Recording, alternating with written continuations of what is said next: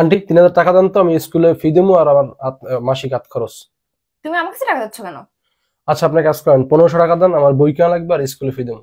আজব তো, তুমি তোমার বাবা মার কাছে টাকা চাও, আমার কাছে টাকা দিচ্ছ কেন? আচ্ছা ঠিক আছে, এক কাম করেন, 500 টাকা দেন, আমি ওই স্কুলে পিকনিকের টাকা দেবো।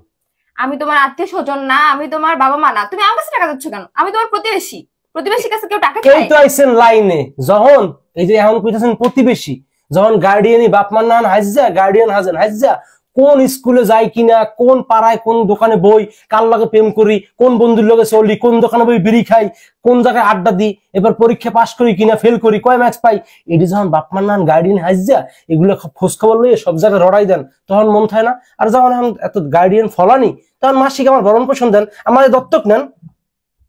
বাবা হইছে, আমি আর তোমার খোঁজ খবর রাখবো না সব। তাহলে ঠিক আছে, এরপর যদি কখনো শুনছি যে কিরিঙ্গি বাজাইছেন, কমনে বিড়ি খেয়েছি, কোন খোঁজ খবর লাগাই কিরিঙ্গি বাজাইছেন বাপ মার দ্বারে, একদম বস্তা বাড়ি লইয়া আপনি ঘরে চললাম, আমার দত্তক নেওয়া লাগবে, ঠিক আছে? মন থাকে জানো। আল্লাহ বাঁচাইছে।